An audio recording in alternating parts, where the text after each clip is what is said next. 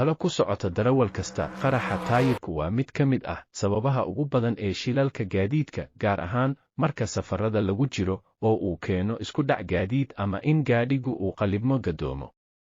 Qadar lama baajiyo. Waxaase muhiim ah in qofka darawalka ahi uu barto dhammaan hababka badbaado ee uu kaga hortegi karo khatartaas. Waxaa ka mid ah in uu barto habka ugu badqabsan ee uu gaadhiga u joojin karo haddii uu taayir u qarxo isaga oo ku socda xawaare ka sarreeya 100 kiilomitir saacaddii.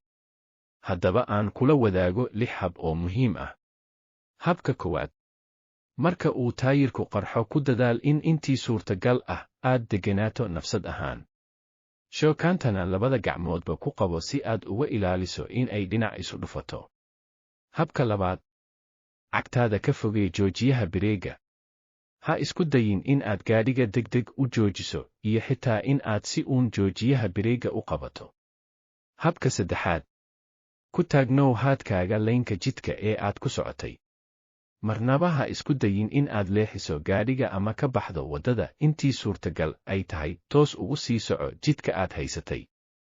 Habka afraad: haddii gaadhigaagu uu yahay kuwa geerka gacanta leh, bilow in aad si tartiib ah xawaaraha hoos u soo celiso. Adiga geerba midka uu ka hooseeya ku soo noqonaya, laakiin aan bireega qabanayn.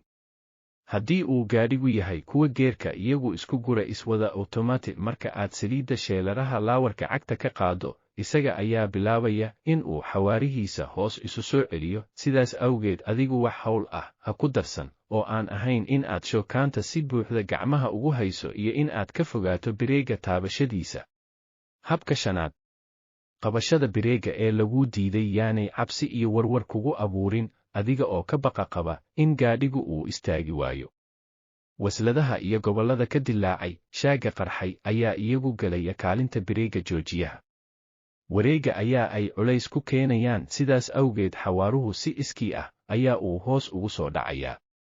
Habka lixaad: marka uu xawaaraha gaadhigu hoos ugu soo dhaco 50 kiilomitir saacaddii, waa aad qaban kartaa joojiyaha bireega.